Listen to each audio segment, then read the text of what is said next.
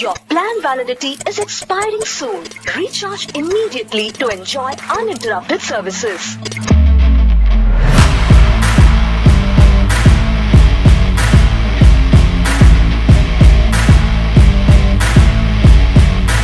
Phone మనది, SIM మనది, recharge కూడా మనదే. అయితే ఇన్కమింగ్ కాల్స్ ఆపే హక్కు టెలికాం కంపెనీలకు ఎవరిచ్చారు?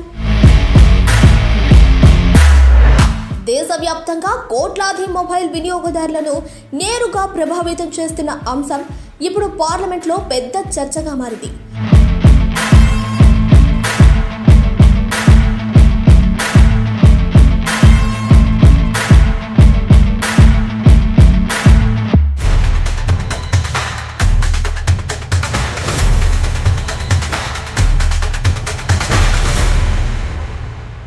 రాజ్యసభలో ఈ సమస్యను గట్టిగా లేవనెత్తారు రాఘవ్ చదా.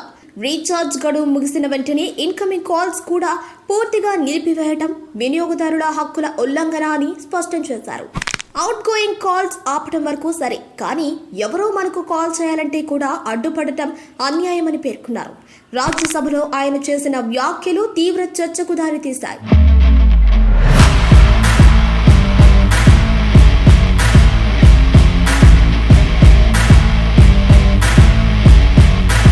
ఎమర్జెన్సీ కాల్ అయితే, హాస్పిటల్ నుంచి సమాచారం అయితే, జాబ్ ఇంటర్వ్యూ కాల్ అయితే రీఛార్జ్ లేకపోయిందని మనిషి జీవితం కూడా ఆగిపోవాలా అని ఆయన ప్రశ్నించారు. ఫోన్ నంబర్ ప్రజల సొత్తు అయితే ఇన్కమింగ్ కాల్స్ ను పూర్తిగా నిలిపివేయటం టెలికాం కంపెనీల అధికారం కాదని ఆయన వాదించారు. ఇన్కమింగ్ కాల్స్ అనేది లగ్జరీ కాదు, ప్రాథమిక అవసరమని పేర్కొన్నారు. టెలికాం రంగంలో కఠిన నియంత్రణలు తీసుకురావాలి, సాధారణ వినియోగదారుల హక్కులను రక్షించాలి. ఒక చిన్న రీఛార్జ్ సమస్యలా కల్పించినా ఇది కోట్లాది మంది రోజువారీ జీవితాలతో ముడిపడిన అంశమని ఆయన అభిప్రాయపడ్డారు.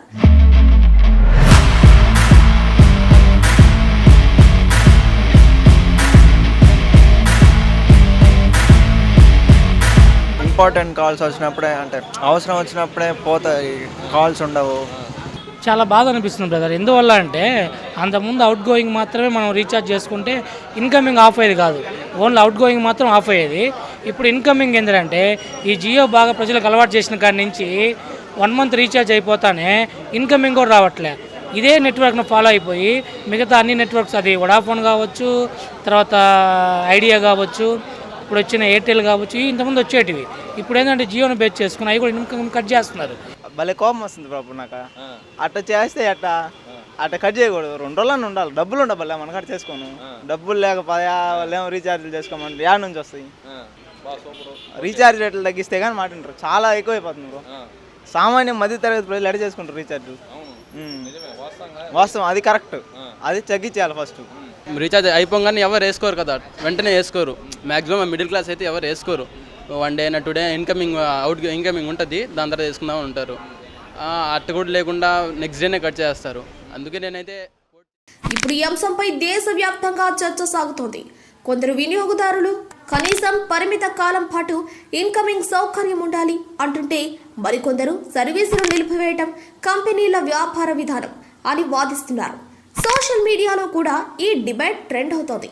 ప్రజల ప్రశ్న ఇప్పుడు ఒక్కటే, రీఛార్జ్ మనది, ఫోన్ మనది, ఇన్కమింగ్ కాల్స్ ఆపే హక్కు నిజంగా ఎవరికుంది? ఈ అంశంపై మీ అభిప్రాయం ఏంటి?